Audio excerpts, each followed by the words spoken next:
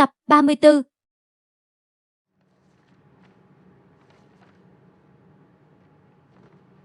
Chủ nhiệm Cát, cô có thấy vừa nãy bị lắc một cái không có thấy gì đâu. Tất cả mọi người kiểm tra thiết bị. Bình thường. Bình thường. Bình thường, bình thường, bình thường đàm. Vương thiết bị bình thường làm sao vậy?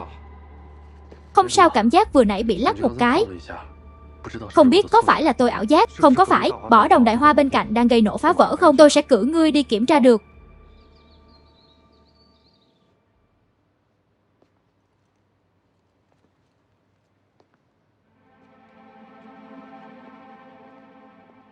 Anh đệ. Y tá Trương. Sao kỹ sư Sở Năm chuyện mà có cả người bảo vệ vậy? Tôi thấy cửa sổ phòng ông ấy còn che kín. Chắc là việc điều trị yêu cầu bệnh gì vậy? Không biết nữa. Tóm lại là bây giờ có y tá chuyên trách. Chúng tôi đều không vào được Thái Hà. Y tá Trương đã thay thuốc cho kỹ sư Sở xong chưa? Vừa thay xong.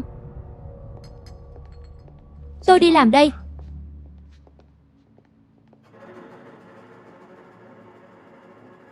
Không sao, lần trước tôi cũng vậy.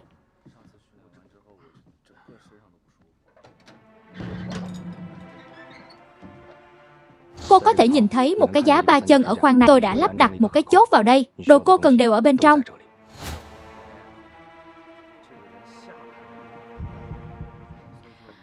Bạch Thủy, mình mệt quá. Nhất định phải kiểm tra chặt chẽ phần lõi.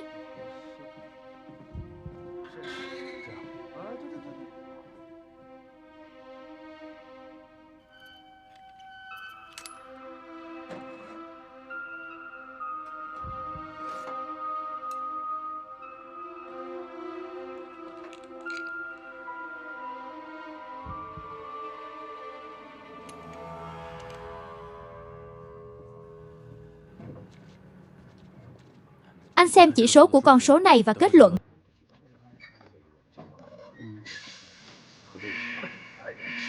Có chuyện gì vậy? Có chuyện gì vậy? Hàm lượng không khí trong khoang đóng kín bình thường, nồng độ carbon và khí độc tăng cao theo dõi thời gian thực. Rõ cho tôi bình thường mà.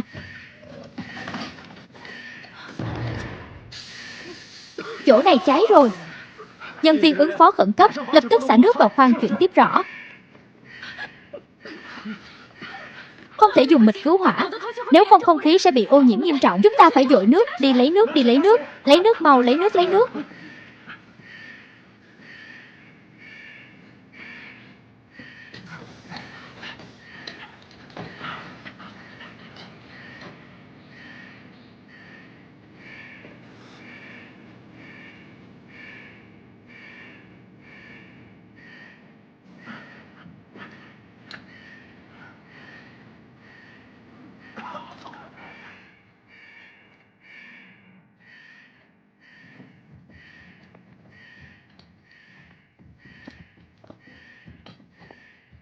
Đang dương không khí bên trong khoang bị ô nhiễm rồi còn tiếp tục thử nghiệm được nữa. Không đúng đó, chuyên gia kế.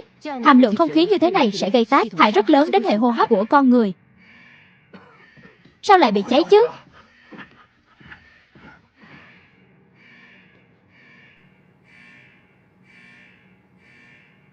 Nhân viên trong khoa chú ý dừng thử nghiệm.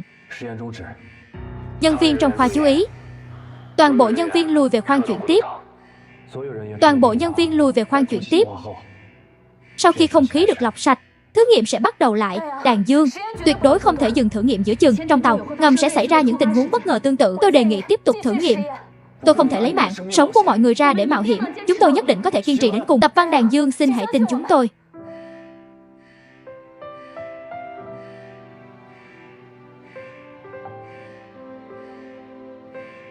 Được. Mọi người nghe tôi nói, mang quần xuống hết đi.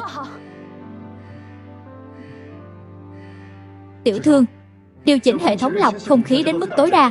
Theo dõi chỉ số không khí theo thời gian thực rõ.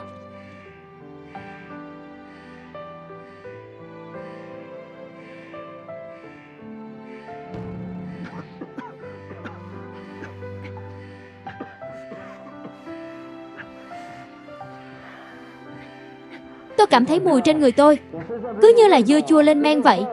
Vậy thì tốt quá. Tôi nghĩ thêm ít ớt chuông nữa thì bảo đảm sẽ vị ngon hơn đó.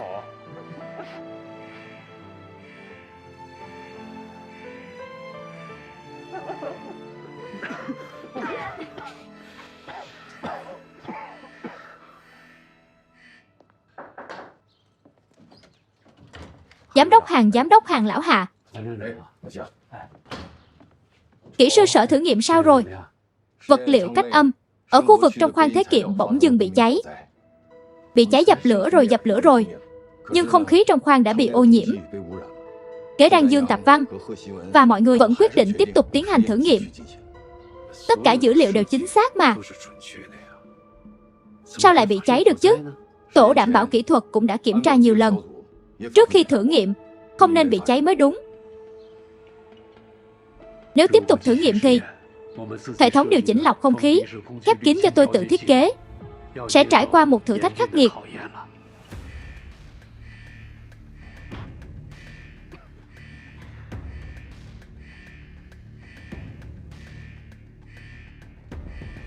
Đang yên đang lành sao lại bị cháy?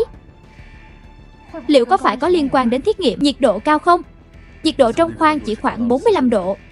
Theo tiêu chuẩn thiết kế thì không thể dẫn đến bốc cháy. Chỗ chúng ta có mồi lửa không sao lại thế được. Tất cả mọi người đều được kiểm tra trước khi vào khoang.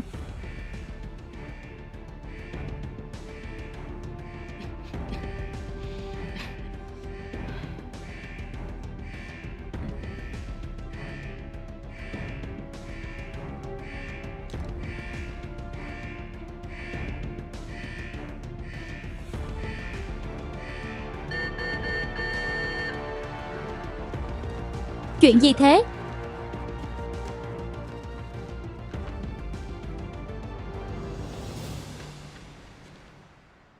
Báo cho mọi người một tin tốt. Ngay lúc nãy hệ thống điều chỉnh lọc không khí khép kín do chúng ta tự thiết kế đã phát huy hiệu quả mạnh mẽ. Hiện giờ chỉ tiêu không khí bên trong khoang thí nghiệm trở thành bình thường tốt.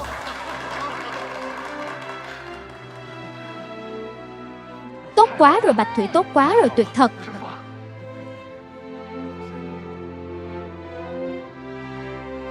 Đỉnh đó.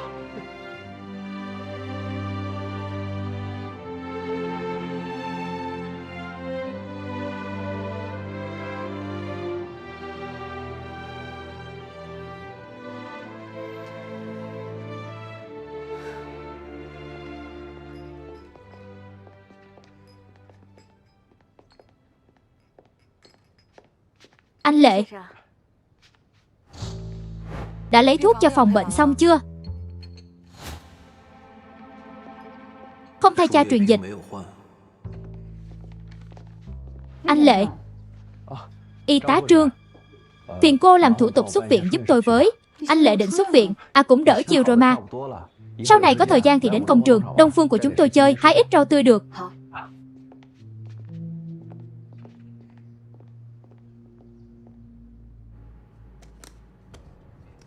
Quách Thụ Anh để ý hộ tôi nhé.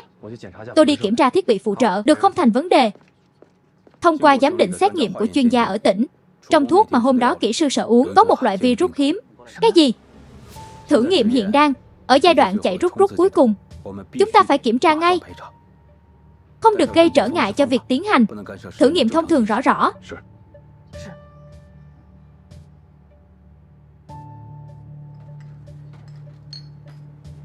Chủ nhiệm Cát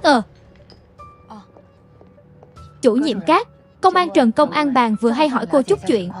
Bình thường cô đã phụ trách thuốc cho kỹ sư Sở, đúng không? Trước đây đều là Lạc Sang phụ trách. Từ khi cô ấy và Bạch Hủy vào khoang thì tôi và một số y tá khác phụ trách. Tức là thuốc mà hôm đó kỹ sư Sở uống là do Lạc Sang phân phát, phải. Có vấn đề gì sao? Không có gì, cô làm việc đi được.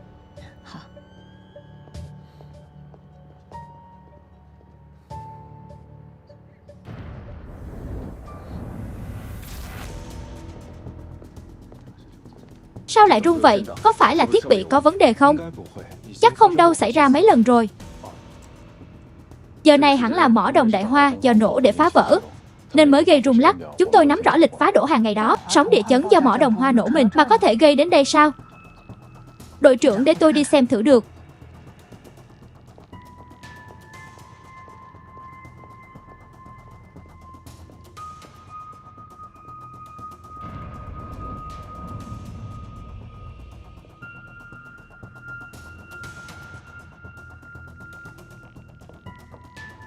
Đang dương nhìn gì vậy, nhìn nè. Dòng khói sương mù này là hiện tượng cuộn xoáy. Hiện tượng cuộn xoáy chính là một loại chuyển động của thể lưu. Lẽ ra tình huống này không nên xuất hiện trong hang động này. Nếu hiện tượng này xuất hiện thì chỉ có một khả năng, hẳn là bên trên sẽ có vết nứt. Vết nứt nối liền với chỗ trống bên ngoài. Gói bên trong chỗ trống bị áp nén lại đột ngột. Nói đơn giản với cô nhé, thổi phồng không khí hiểu chứ. Đã kiểm tra kỹ hang động này rồi. Đúng ra không nên như vậy. Đưa đường pin tôi, để tôi đi xem thử. Trong này tối, cô cẩn thận một chút nhé.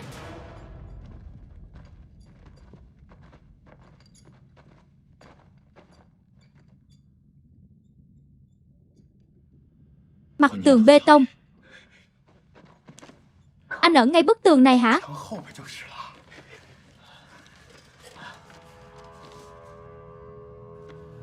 Chính là chỗ này. Mau tìm một chỗ để đào lũ đã mình rồi cho nổ tung. Nó sắp vào to rồi đi.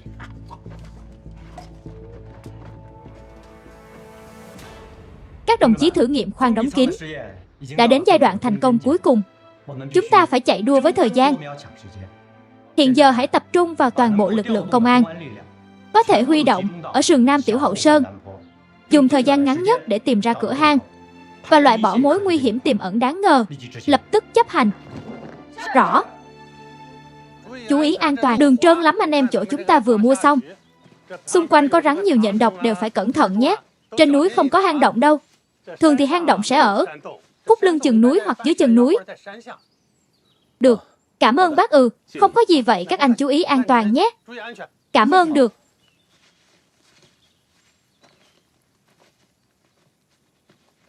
Đi, chúng ta xuống dưới xem thử đi hết nhé. Rõ rõ.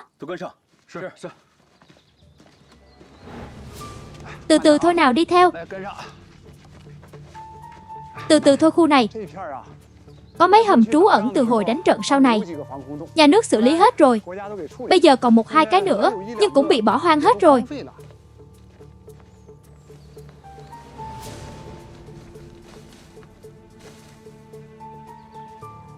Xuống dưới xem thử.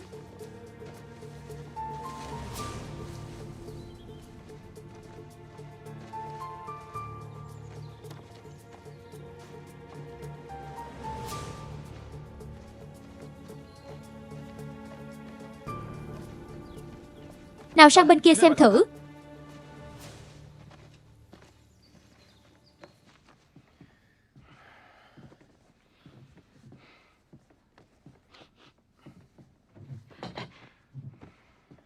Dương Gia Hạ sao thế? Không sao, chỉ hơi bị choáng thôi. Chắc là nhiệt độ vừa giảm xuống, chức năng cơ thể vẫn chưa hồi phục hoàn toàn. Ngồi xuống nghỉ ngơi một lát đi. Để em bóp cho chị.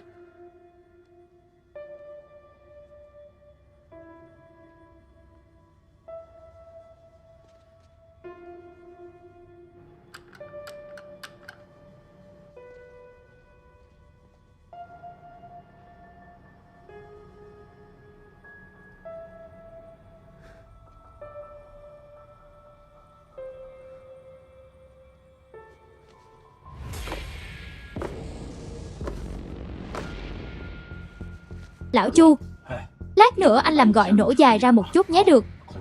Kiểm soát thời gian đó, tôi biết rồi. 3 phút nữa sẽ nổ được.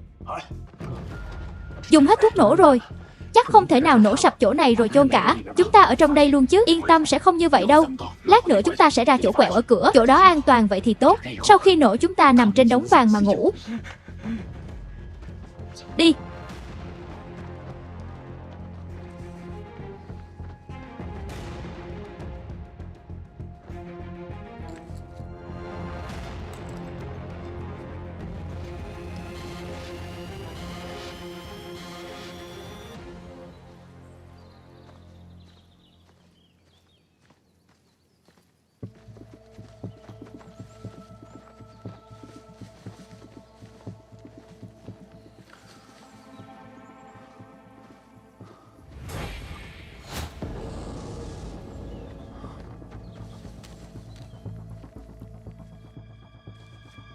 Lão Trác chuẩn bị châm lửa được.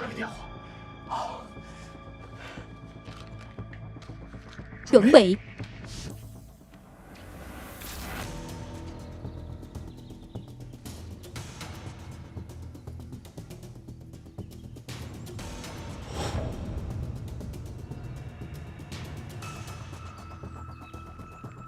Sao lại có nhiều dấu chân vậy chứ?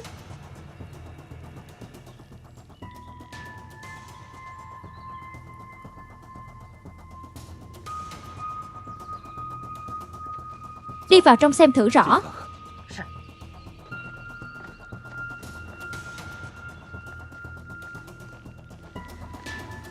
Chăng?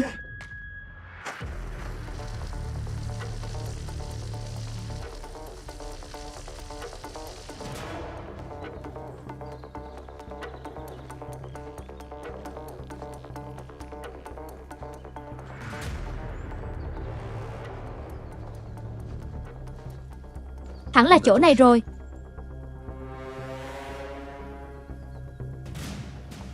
Đi vào hang động.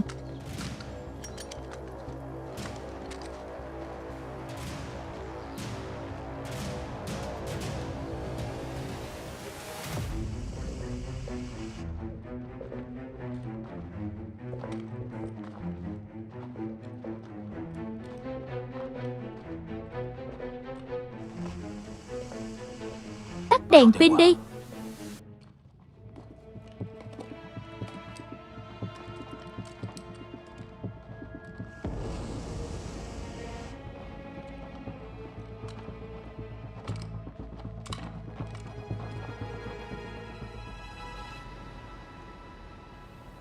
Đi. Không được cử động, không được cử động, ngồi xổm xuống. Không được cử động, ngồi im. Ngồi xổm xuống. Các anh làm gì vậy? Hỏng rồi, dẫn họ lùi lại, mau các anh lùi lại.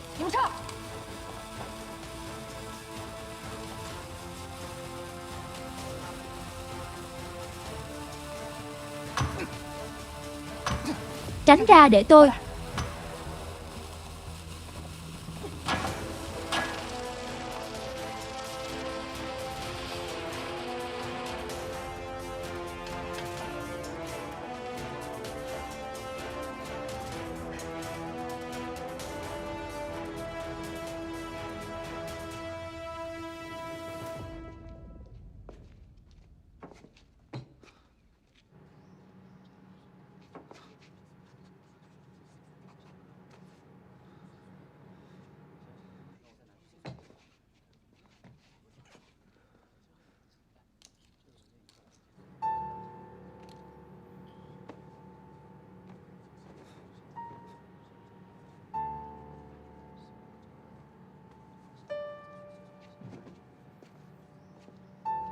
Đan Dương, tôi thấy trạng thái của anh không ổn lắm. Anh nghỉ một lát đi. Tập Văn và mọi người còn kiên trì. Chúng ta có tư cách gì mà nghỉ ngơi?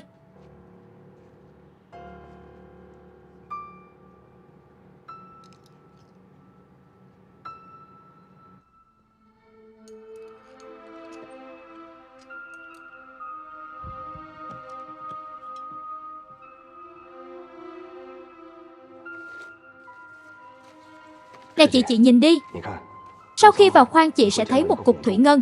Tôi đã động tay động chân với khóa cố định bên dưới. Chị phải tìm cơ hội để nới lỏng khóa ra, thủy ngân sẽ rò rỉ ra ngoài.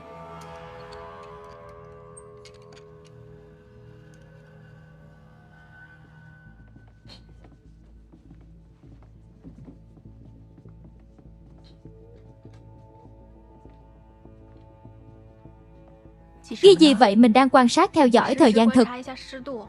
Chị Tập Văn kêu mình ghi chép thật chi tiết. Bây giờ cậu tiến bộ nhanh thật. Còn có thể làm thay chị Tập Văn cơ đó, còn chẳng phải do chị Tập Văn dạy giỏi à?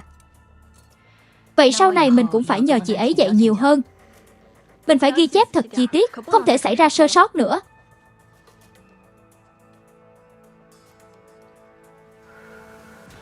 Thông qua việc thẩm vấn danh Lý Đại Tráng, hiện giờ đã xác định được người thuê họ phá hang động chính là Lưu Tứ Mau. Tên Lưu Tứ Mau này vốn là công nhân điện nước của nhà máy chúng ta, hiện đã được chuyển đến chính quyền thành phố rồi. Không giờ Đan Dương phát hiện thì hậu quả khó lường. Phải đội trưởng Học Mai sao rồi?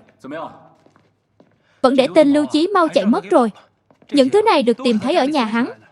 Đội trưởng, anh còn nhớ tờ báo ở nhà lại Quảng Thuận không? Là hắn vào đến đó. Thì ra người giao báo cho Lại Quảng Thuận chính là hắn. Nói vậy thì hắn là người phụ trách truyền tình báo.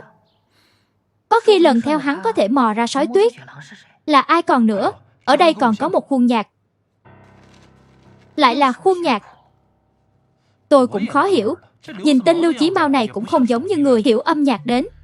Kiệt, đưa khuôn nhạc này cho Cán Sự Tôn và đoàn thanh niên. Nhận anh ấy xem thử. Rõ còn cả cái áo này nữa. Được Hồng Mai, cuộc thử nghiệm chỉ còn 4 ngày cuối cùng nữa thôi. Cô đến khu vực thử nghiệm, đảm bảo thử nghiệm kết thúc thành công rõ.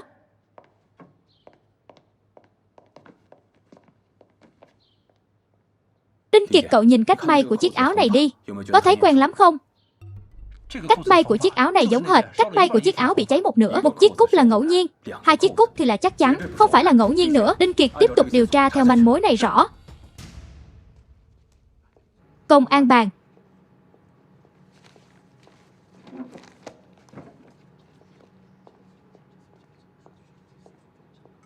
Rót hộ cốc nước cảm ơn.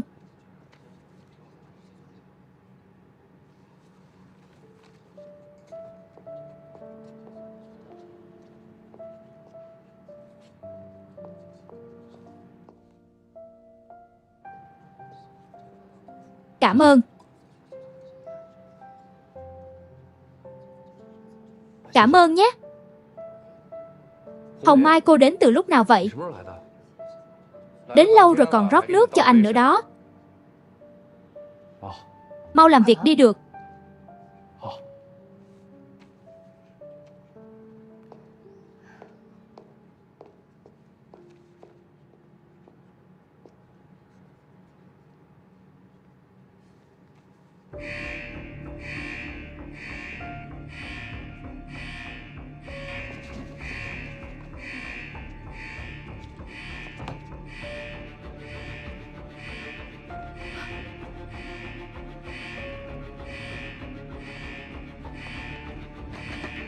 Báo cáo thiết bị cài đặt. Trung cục thủy ngân trong khoang được kích hoạt, xảy ra rò rỉ thủy ngân.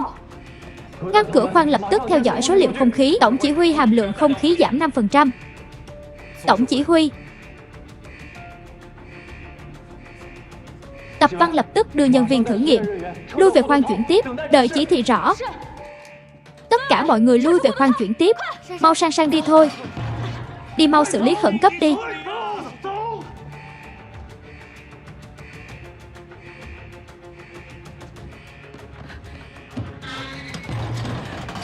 Tập Văn. Tập Văn mau ra ngoài, Tập Văn mau ra ngoài đi Tập Văn.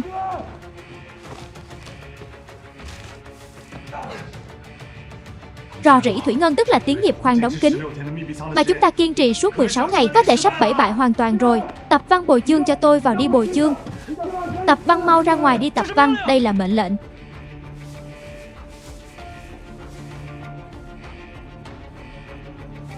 Tổng chỉ huy tuyển ngân bay hơi 1,8mg mỗi phút. Nhiệt độ cứ tăng lên 10 độ thì khối lượng sẽ tăng lên 1,2 lần. Người ở bên trong khoang đóng kín sẽ vô cùng nguy hiểm. Xin chỉ thị nhân viên ứng phó khẩn cấp. Lập tức chuẩn bị. Tổng chỉ huy hàm lượng không khí giảm 10%.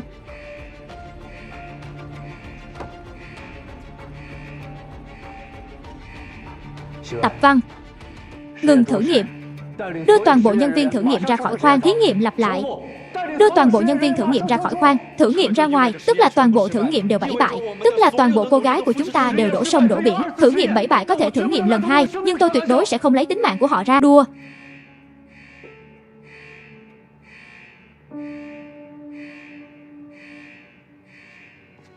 Chết rồi. Tập Dân vẫn đang ở trong khoa thí nghiệm lao thủy ngân.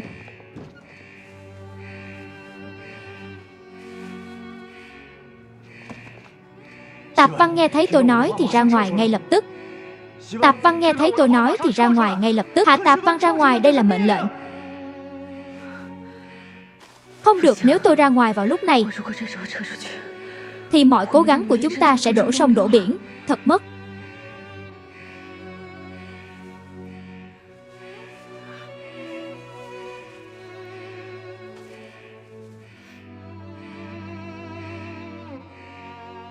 Mở cửa khoang lao thiển ngân.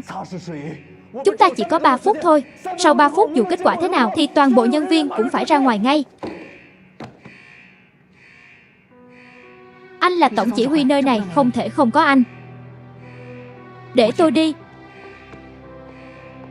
Hồng Mai tổng chỉ huy, cái này phải làm sao đây?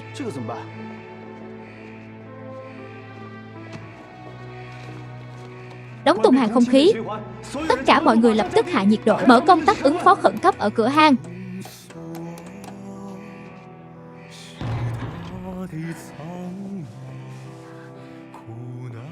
Tập dàn nào tôi không ra ngoài.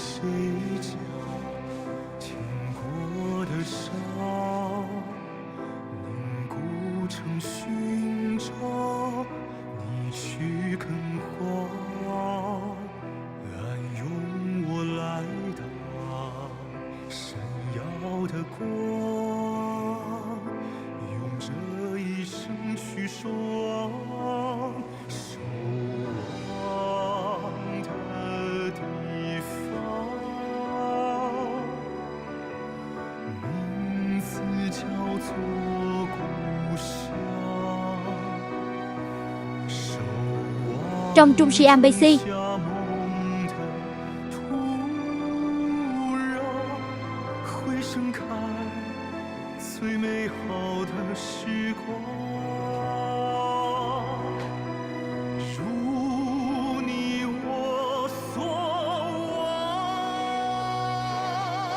tổ ứng phó khẩn cấp đã chuẩn bị xong, xin chỉ thị lập tức vào khoang.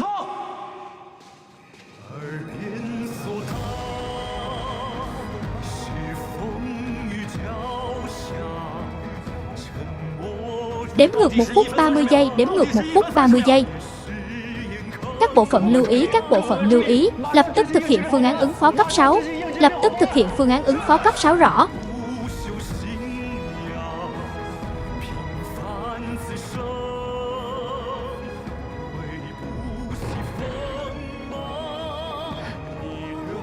Hồng Mai cô sao rồi?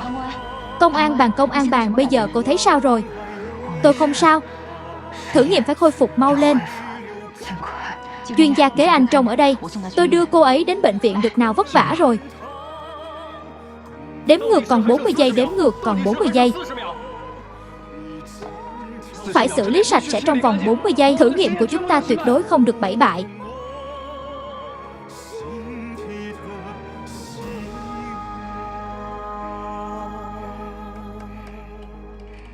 Báo cáo tổng chỉ huy xử lý hoàn tất. Mở hệ thống lọc không khí lên mức tối đa, loại bỏ khí độc, theo dõi số liệu theo thời gian thực. 1 tiếng sau trở lại bình thường, thì lập tức tiến hành thử nghiệm.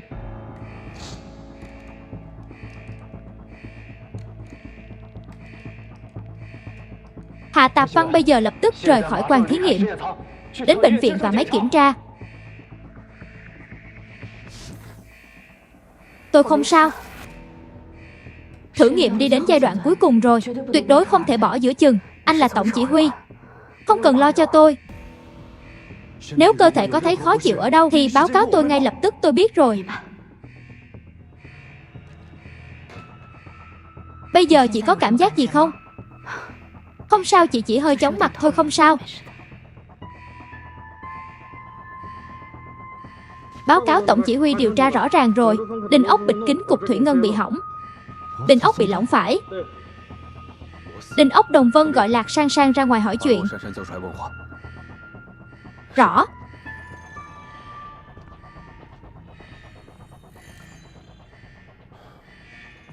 Trần Vân sao vậy?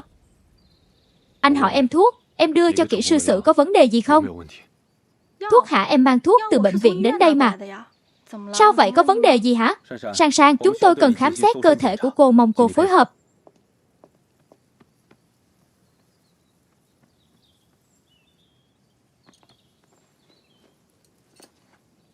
Đội trưởng.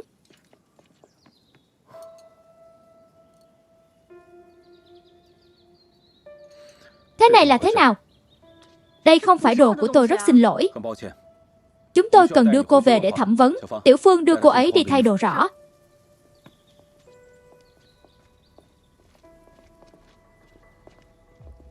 Đồng Bân, đưa cả Bịch Thủy và bệnh viện nhà máy để kiểm tra sức khỏe. Ngoài ra nhờ viện trưởng Hạ thay đổi nhân viên dự, bị theo dõi tình hình thực tế. Rõ.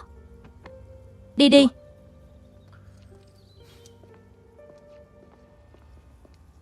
Không có gì.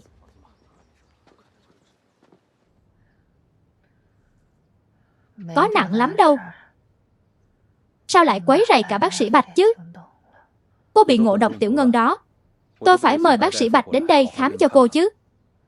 Sau khi ngộ độc phải được xử lý kịp thời. Không còn gì đáng ngại. Nhưng phải nghỉ ngơi mấy ngày sau khi kích nôn. Còn phải chăm sóc ruột và dạ dày. Sao khoang thí nghiệm lại có độc chứ? Chắc là trò phá hoại của đặc vụ.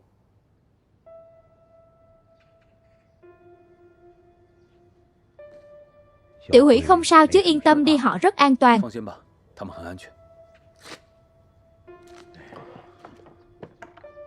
Đưa cái này cho bệnh viện bốc thuốc theo cái này được. Công an bàn cô yên tâm dưỡng bệnh nhé, tôi đi trước đây. Làm phiền chú rồi bác sĩ Bạch. Bác sĩ Bạch vất vả rồi, chăm sóc cô ấy thật tốt nhé. Tạm biệt.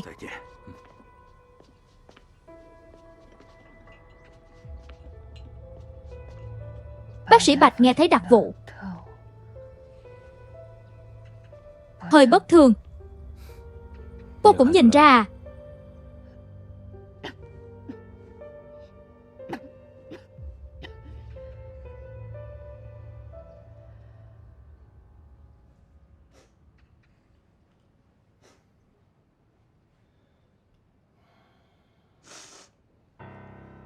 Đồng chí Lạc Sang Sang, khóc không giải quyết được vấn đề.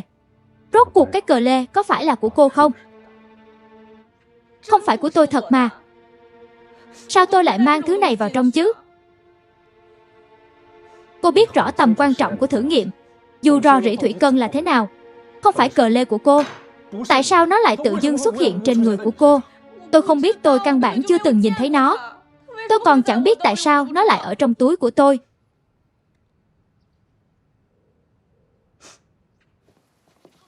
Bác sĩ Bạch, chủ nhiệm các chào cô. Chào cô chủ nhiệm các, chào ông. Sao thế? Cô cũng ở trong phòng thí nghiệm mà tôi về lấy ít đồ. Ông thì sao? Lãnh đạo nhà máy. Các cô bảo tôi tới đây để xem tình hình hồi phục sức khỏe cho công an bàn. Vậy là đúng rồi. Lúc quan trọng vẫn phải nhờ ông ra tay, đâu có. Bệnh viện và mấy các cô điều trị kịp thời. Tôi tới đây cũng chỉ phụ thêm vào thôi. Ông đừng khiêm tốn nữa. Chủ nhiệm khác, cô nói xem lần thử nghiệm này của chúng ta đã được chuẩn bị chu đáo về mọi mặt. Nhưng không ngờ công an bàn vẫn bị ngộ độc. Không sợ cái gì, chỉ sợ ngộ nhỡ mà. Thử nghiệm xảy ra nhiều tình huống bất ngờ. Chúng tôi cũng không muốn. Lần này Tiểu Hiển và chúng tôi thể hiện tốt chứ. Ông yên tâm, Bạch Thủy thể hiện cực kỳ tốt. Vào lúc quan trọng còn xông lên trước. Cô ấy còn chủ động vào khoang thí nghiệm để thử nghiệm đó. Nói vào khoang thí nghiệm. Nhưng ông yên tâm, cô ấy đã được thay phiên ra ngoài như thường rồi. Nhưng những người tham gia thử nghiệm xong đều phải làm một cuộc kiểm tra sức khỏe theo quy định. Kiểm tra không có vấn đề là có thể về nhà. Vậy thì tốt, vậy thì tốt. Bác sĩ Bạch không ăn bàn ổn chứ? Không có vấn đề gì lớn. Thực ra thì Tây y các cô cũng có hiệu quả cao hơn so với ngộ độc thủy ngân. Lần này xem như công an bàn gặp sự cố. Nhưng kỹ sư Sở thì cô nói xem sao đột nhiên ông ấy lại đổ bệnh chứ? Chuyện này làm tôi hơi khó hiểu. Kỹ sư Sở bận công việc quá. Quanh năm lao lực vì ít vận động nên tốt chất sức khỏe khá kém. Ông ấy vô cùng coi trọng lần thử nghiệm này, dốc hết tâm huyết không quản ngày đêm. Xong là mệt đến mức đổ bệnh luôn chủ nhiệm Cát. Tôi nghĩ không phải vậy đâu chuyện này. Tôi nói được không, ông cứ nói. Tôi từng bắt mạch cho kỹ sư Sở. Sức khỏe của ông ấy không yếu như cô nói đâu. Cũng khá ổn đó. Tất nhiên chủ nhiệm Cát, tôi tin tưởng y tế của cô. Cái này thì không có vấn đề gì hết. Ý tôi là cô nói xem có khi nào kỹ sư Sở loại trừ nguyên nhân khác nhé. Bệnh vào tùy tiện, Có khả năng này không? Căn bản là không thể. Tình hình sức khỏe của kỹ sư Sở được chúng tôi theo dõi chặt chẽ. Chắc ông không biết đó thôi. Có lần vì lo lắng quá mà kỹ sư Sở đã ngất ngay tại nơi làm việc. Chính chúng tôi đã tham gia cấp cứu và điều trị. Bác sĩ Bạch, thử nghiệm này là dự án trọng điểm của quốc gia. Kỹ sư Sở đóng vai trò hết sức quan trọng trong dự án này. Ông ấy là đối tượng bảo vệ trọng điểm của chúng tôi đó. Đúng vậy, vậy nên ông không được tùy tiện nói ra những lời vừa nãy đâu. Không phải đâu chủ nhiệm Cát. Không phải tôi nói linh tinh đâu bác sĩ Bạch. Chuẩn đoán của tôi về bệnh tình của kỹ sư Sở không có vấn đề gì hết. Tôi có thể chịu trách nhiệm. Tất nhiên về việc nghiên cứu, thảo luận giữa Đông y và Tây y của chúng ta, thì sau này nếu có thời gian tôi sẽ nhờ ông chỉ dạy cặn kẽ. Tôi còn có việc gấp. Tôi đi trước đây vậy. Cô làm việc đi, cô làm việc đi. Tạm biệt nhé.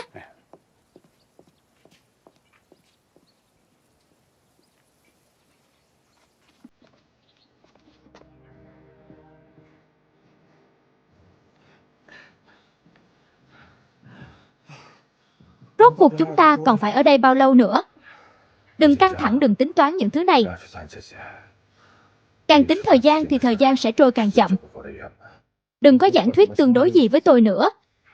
Tôi thực sự sắp không chịu nổi nữa rồi. Ai cũng vậy. Nào các đồng chí phấn chấn lên. Bắt đầu luyện tập, giới hạn thời gian là 3 phút. Mọi người ngồi cho vững nhé. Đồng chí Trường Sinh, chúng tôi là người không phải là máy móc. Thể lực của mọi người đã gần đạt đến giới hạn rồi. Chăm chút một chút được không? Chỉ là 3 phút nữa là kết thúc thí nghiệm rồi. Chúng ta không thể bỏ cuộc vào lúc này. Chúng tôi có thể còn tập văn cô không được đâu. Thể lực của cô đã cạn kiệt từ lúc làm ra khoang đóng kín này rồi. Tôi đồng ý, tôi cũng đồng ý. Tôi đã từng nói cơ thể của chúng ta chính là dữ liệu.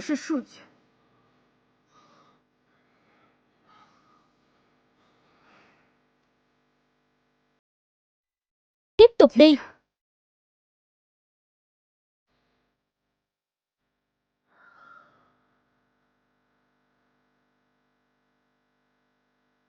Được. Mọi người làm theo tôi, chuẩn bị bắt đầu.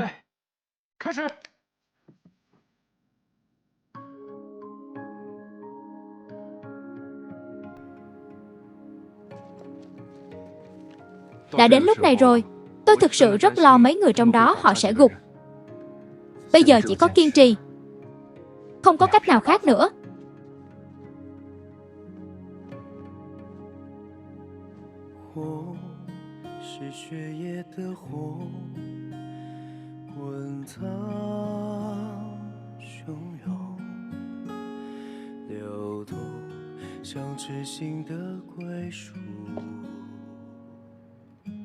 Khi ấy tôi vừa về nước. Tôi chưa từng nghĩ mình sẽ trải qua những chuyện này. Tôi chỉ là một học giả. Giáo viên của tôi nói với tôi rằng những con số rất lạnh lẽo. Nó là những vấn đề nan giải nối tiếp nhau, không bao giờ sống tình cảm với con người. Nhưng hôm nay tôi muốn nói rằng dù vũ trụ có bao nhiêu vấn đề nan giải, dù chúng thần bí mật thế nào, sâu xa ra sao, sự tồn tại của những quy luật này có liên quan chặt chẽ đến sự tồn tại của con người hay không. Nhưng một ngày nào đó chúng ta vẫn phải tìm hiểu, giải đáp và chinh phục nó. Cũng giống như lần thử nghiệm này, tôi đã nhìn thấy sự kiên trì đáng kinh ngạc của tất cả chúng ta. Chúng ta từ một con số 0 đến giai đoạn hiện tại. Vì mọi thứ chúng ta làm đều là vì Tổ quốc, vì nhân dân. Chính chúng ta đã khiến những chữ số, những định luật và quy luật lạnh lẽo này bùng nổ nhiệt huyết và sức mạnh.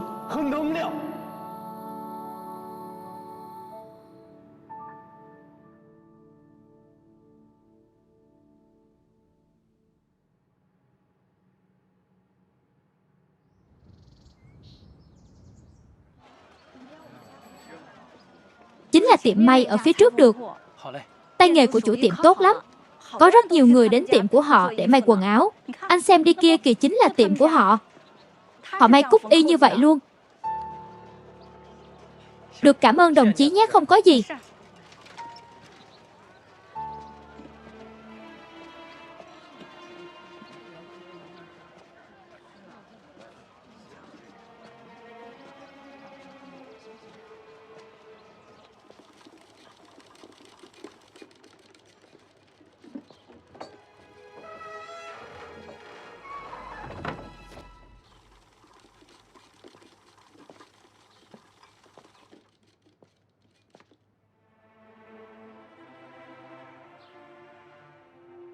Bác sĩ bảo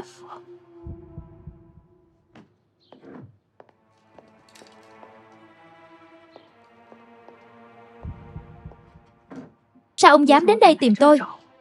Tôi còn dám đi giết Sở Hoài Thu, thì tôi còn gì mà không dám đến tìm cô. Các người giở trò gì dưới quan đóng kín? Tiểu Hủy nhà tôi đang ở trong đó. Xứ Tuyệt các người hại chết đó.